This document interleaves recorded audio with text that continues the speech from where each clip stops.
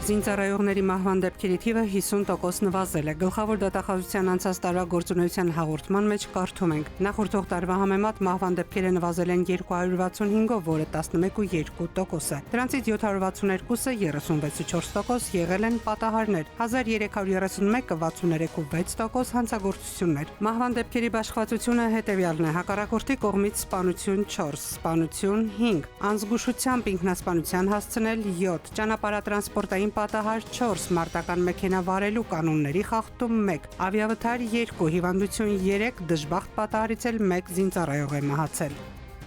1900 անհուսալի վարկառուի համար յուրաքանչյուրի եկամտահարկի չափ իրականացվել է անհուսալի վարկից ամսական մարում։ Պետական բյուջեից մարտի համար ֆինանսավորվել է 76 միլիոն դրամ։ Ծրագրի շրջանակում այս պահին համակարգում 3200 հաստատված դիմում կա։ Անհուսալի վարկեր ունեցողների աջակցության ծրագրից կարող են օգտվել կենտրոնական բանկի լիցենզավորված բանկերում եւ վարկային կազմակերպություններում վարկային պարտավորություն ունեցող այն անձինք, որոնց բոլոր վարկերի մայր գումարների հանրագումարը դիմելու օրվա պահին քիչ է 1 միլիոն դրամից եւ այդ վարկերը անհուսալի դասում են առնվազն 3 տարի։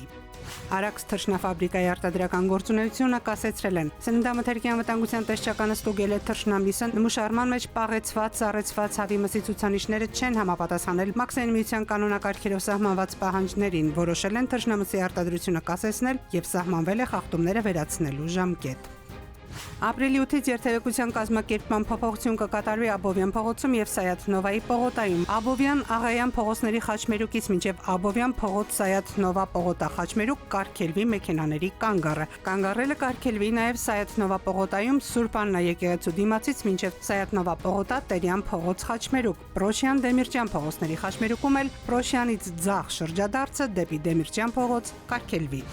Փորձել են թալանել ուժը հայրենիաց կուսակցության առաջնորդ գործարար Տիգրան Արզականցյանի տունը։ Հրապարակած տեսանյութում նա երախտագիտություն է հայտնել իրավապահներին պատմել դեպքի մանրամասները։ Երեք գիշերը մեր տան անվտանգության զանգն է հնչել մի քանի անգամ։ Մենք իմացել ենք, որ մեր տունը գող է մտել։ Հանցագործներ են մտել։ Մեր ոստիկանները շատ օպերատիվ ցույց տվեցին իրենց աշխատանքը, շատ արագ եկան։ Արզականցյանը շնորհակալական խոսքն ավարտելով հետո լավ ու առողջ կյանք է մաղթել բոլորին։